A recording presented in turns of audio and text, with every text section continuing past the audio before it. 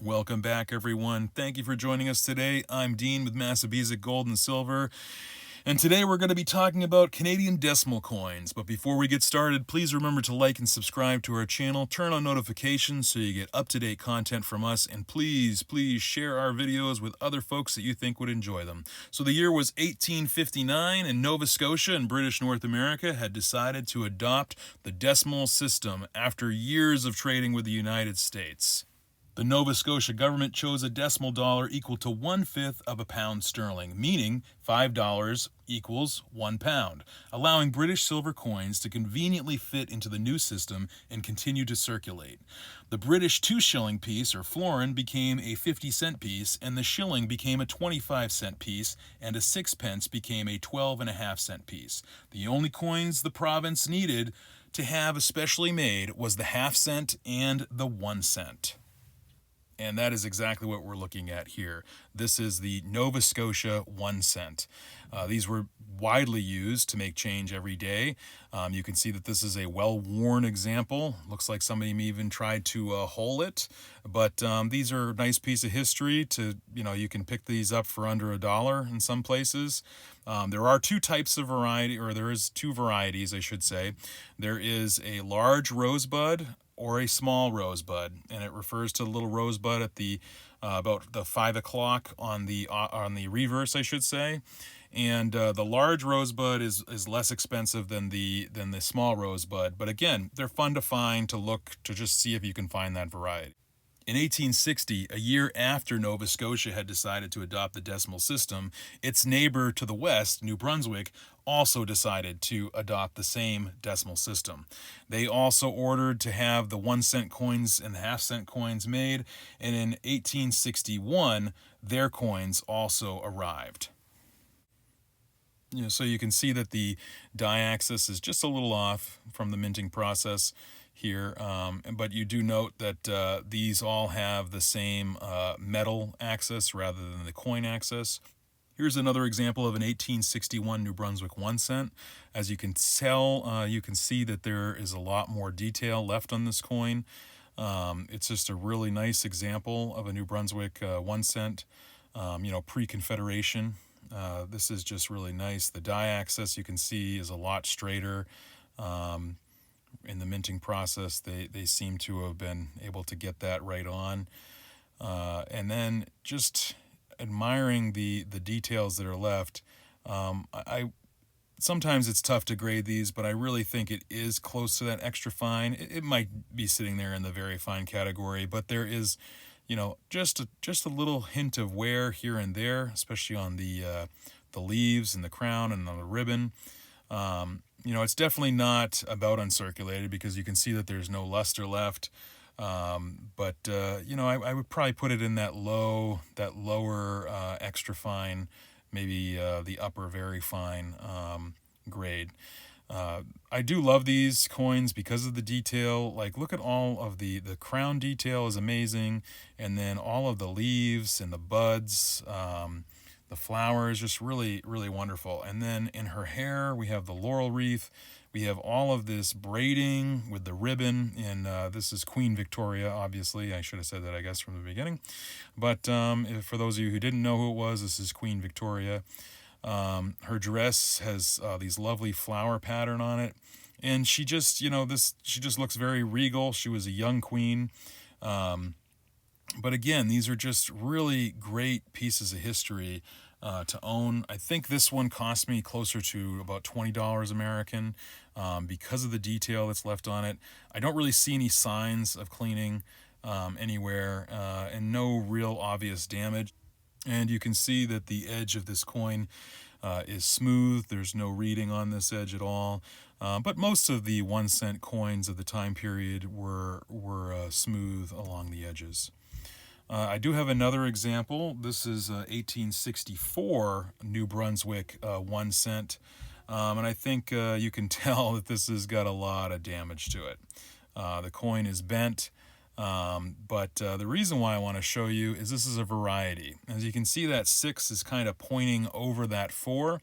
Well, that is because this is the tall 6 variety, or sometimes referred to as the T6.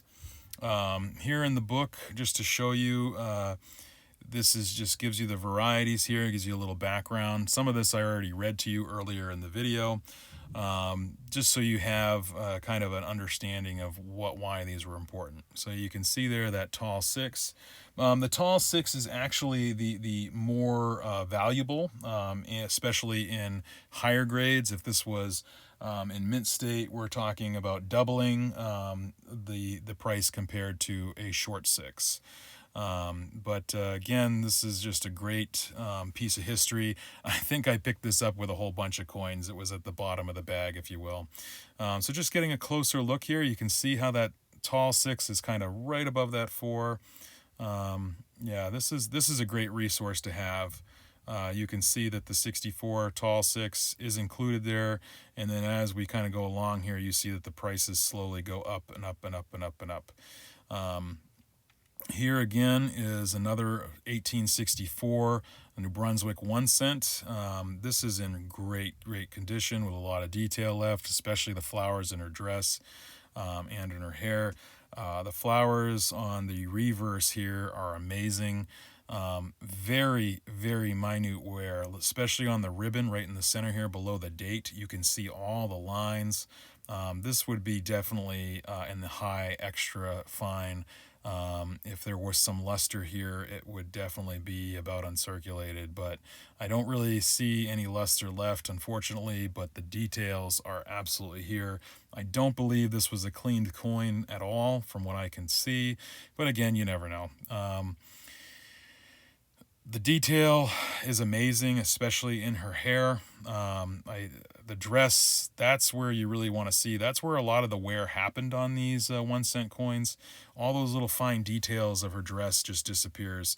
And you can also see in her hair and the ribbon there as well. I'm showing you the F here because this is another variety where that F might look like an E. If you were to find one that did look like an E, that is a very sought after variety. I've never seen one in person.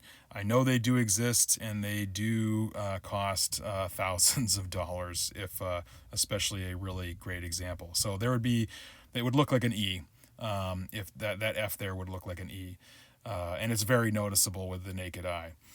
Again, this is just really the detail is just amazing, and I just love this coin. It's a great coin to own. Again, I got it around $20 because somebody just didn't care.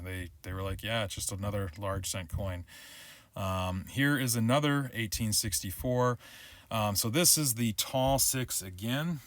A little bit stronger. Let's just take a look here. There's the short 6 next to the tall 6. I hope you can see that difference, and also the wear. You can see that there's a lot difference in quality here. But again, just a fun coin to own, to have the two different varieties.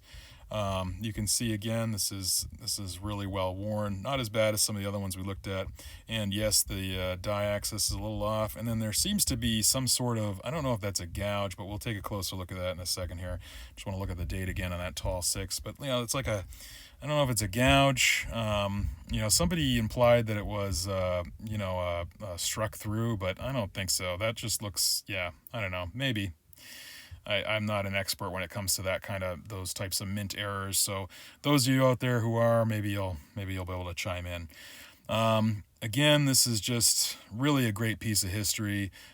Really solidified that the Canadian currency was going to stay in that decimal system, just like the United States.